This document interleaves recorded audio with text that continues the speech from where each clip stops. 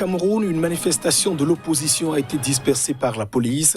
Les formations politiques, dont le MRC de Maurice Kamto, avaient appelé à marcher pour réclamer un cessez-le-feu dans l'ouest du pays. Les allers-retours se poursuivent pour l'ancien président soudanais Omar el-Béchir. Son procès pour coup d'État a été reporté pour la 5e fois. Il est de nouveau attendu à la barre le 6 octobre prochain. Et puis, le long discours d'Emmanuel Macron à la tribune des Nations Unies à New York, le président français s'est exprimé à l'occasion de la 75e Assemblée générale de l'organisation. Précision dans un instant.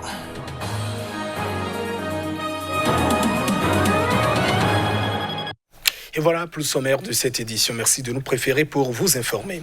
Des centaines de personnes ont manifesté à Douala, au Cameroun, après que plusieurs partis du MRC ont entendu le mouvement pour la renaissance du Cameroun de Maurice Kamto. Principal opposant au président Paul Biya ont appelé à des marches pacifiques. La police est intervenue pour les disperser.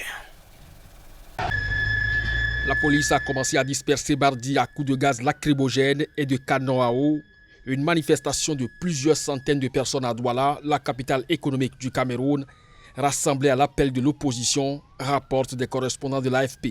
Plusieurs partis, dont celui de Maurice Kamto, principal opposant Paul Biya, 27 ans, qui dirige ce pays d'Afrique centrale d'une main de fer depuis près de 38 ans, avaient appelé à des marches pacifiques. Il encourageait les Camerounais à manifester pour réclamer un cessez-le-feu et des négociations dans l'Ouest anglophone, où s'affrontent dans une guerre sanglante depuis 3 ans l'armée des groupes séparatistes et une réforme du système électoral. Des centaines de manifestants ont convergé en milieu de matinée vers le grand carrefour de Ndokoti, un quartier populaire de Douala, au cri de libérer, trop c'est trop, et Paul Biya doit partir avant que la police déployée massivement aux côtés d'éléments de l'armée dans les grandes villes dès lundi ne les disperse à coups de gaz lacrymogène et de canons à eau, puis n'interpelle certains d'entre eux. D'autres manifestants se sont, eux, regroupés dans une ruelle adjacente et ont repris leur slogan. Le 24 août, Maurice Kamto, président du mouvement pour la renaissance du Cameroun et challenger malheureux de Paul Biya à la présidentielle d'octobre 2018, avait qualifié le régime de kleptocratie, accusé Paul Biya de gouverner par le mépris et la terreur depuis près de 40 ans et appelé, dans le cas où le chef de l'État convoquerait des élections régionales, à une gigantesque campagne d'appel au départ pur et simple de Paul Biya du pouvoir. Le 7 septembre, Paul Biya avait convoqué les électeurs pour des élections régionales le 6 décembre prochain.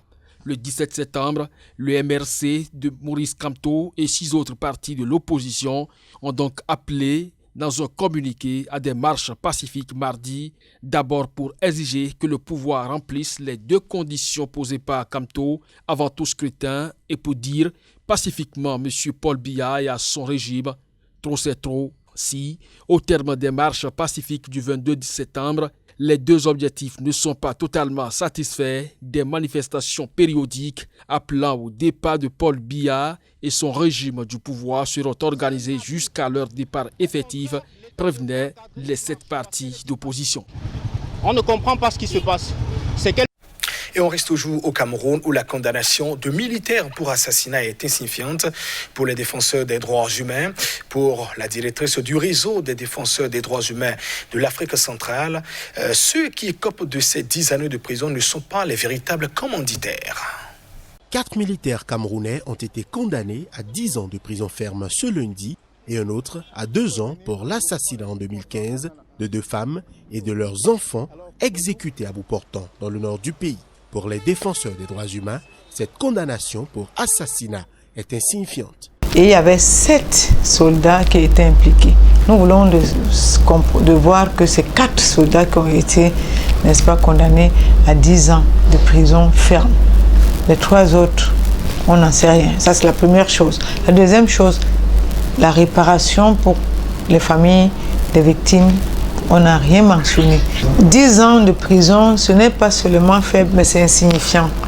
Mais ce n'est pas seulement insignifiant, mais c'est parce que ceux qui écopent ces 10 ans ne sont pas effectivement ceux qui ont commandité ces assassinats. En juillet 2018, une vidéo montrant des soldats criblant de balles de femmes agenouillées et les yeux bandés, ainsi qu'une fillette et un bébé que l'une d'elles portait sur le dos, avait été diffusée sur les réseaux sociaux.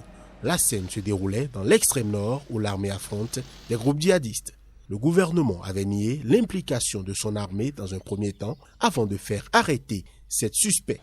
2 autres soldats ont été acquittés ce lundi par le tribunal militaire qui a livré son verdict plus de 2 ans après le tollé international provoqué par la vidéo et de nombreux ajournements du procès.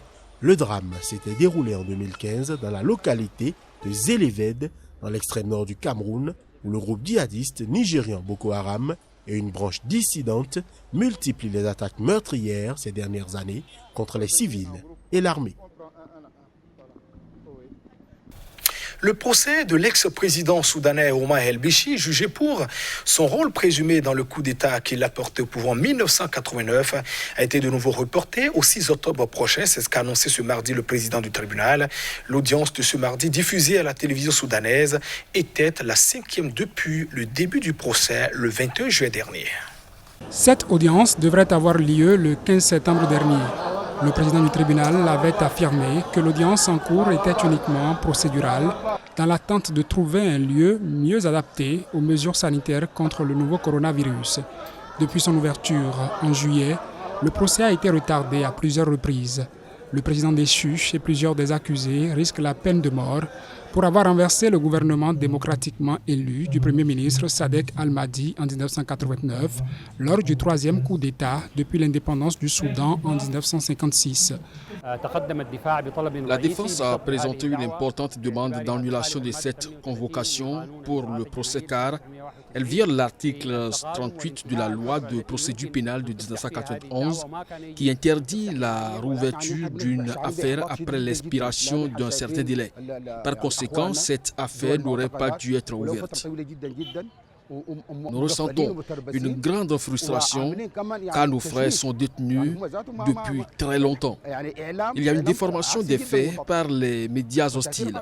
Cela nous affecte et nous frustre. Nous sommes brisés et traités injustement. Âgé de 76 ans, Omar el-Béchir a été destitué et arrêté par l'armée en avril 2019 après des mois de révolte populaire. Dans un autre procès, il a été condamné à 2 ans de prison pour corruption en décembre 2019. Il est actuellement détenu à Khartoum. Omar el-Béchir est également recherché par la Cour pénale internationale pour crimes contre l'humanité et génocide au Darfour, région déchirée par des conflits meurtriers depuis près de 2 décennies.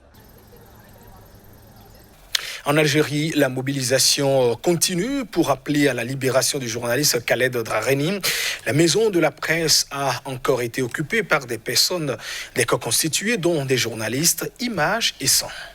Une centaine de journalistes, d'avocats, de militants, d'étudiants, d'ex-détenus et de proches du journaliste algérien indépendant Khaled Drareni ont manifesté devant la maison de la presse à Alger pour réclamer sa libération pour le 5e lundi consécutif. Devenu le symbole du combat pour la liberté de la presse en Algérie, Drareni, âgé de 40 ans, a été condamné en appel le 15 septembre à 2 ans de prison ferme pour incitation à attroupement non armé et atteinte à l'unité nationale. Ce verdict a soulevé l'indignation en Algérie et au-delà.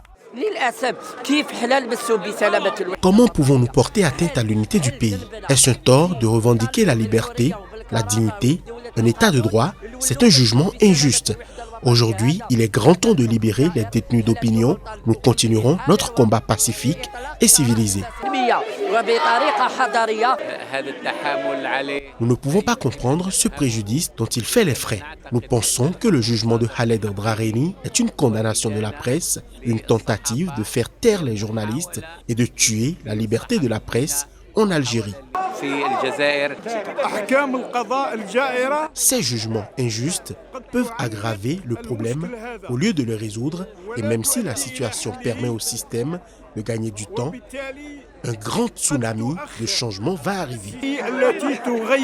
Pour rappel, le président algérien Abdelmadjid Tebboune a accusé Reporters sans frontières, qui a lancé une campagne internationale de solidarité en faveur de Khaled Drareni, de vouloir déstabiliser l'Algérie. Ces attaques sont complètement à côté de la plaque, a réagi auprès de l'AFP le secrétaire général de RSF, Christophe Deloire. L'Algérie figure à la 146e place sur 180 du classement mondial de la liberté de la presse 2020 de Reporters sans frontières.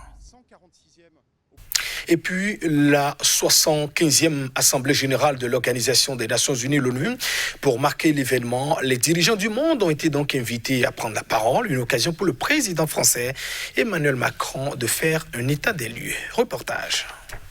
Emmanuel Macron s'exprimait à l'Assemblée générale de l'ONU à travers un message vidéo préenregistré. Sur la santé de l'organisation, au moment de ses 75 ans, le président français peint une maison en délabrement. Notre maison commune est en désordre, à l'image de notre monde. Ses fondations s'érodent, ses murs se lézardent, parfois sous les coups de boutoir de ceux-là même qui l'ont construite. Des tabous que l'on pensait inviolables sont levés. La guerre d'annexion, l'usage de l'arme chimique, la détention de masse dans l'impunité. Des droits que l'on croyait acquis sont bafoués. Et notre système international, prisonnier de nos rivalités, n'a plus la force de sanctionner ces abus. Emmanuel Macron peint ce tableau de l'ONU et l'appelle à prendre ses responsabilités, surtout en cette période où le monde est en guerre contre le coronavirus. À l'heure où la pandémie nourrit la peur du déclin, le récit de l'impuissance collective, je veux ici le dire très clairement. Face à l'urgence sanitaire, face aux défis climatiques, face au recul des droits, c'est ici et maintenant qu'il faut agir. Avec ceux qui veulent, avec ceux qui le peuvent, en exploitant tous les espaces possibles de coopération. Comme le président français, près de 200 dirigeants du monde étaient invités à intervenir à ce sommet virtuel marquant le 75e anniversaire de l'Organisation des Nations Unies. Mesdames et messieurs, ainsi se referme cette édition. Merci de votre attention. Au revoir.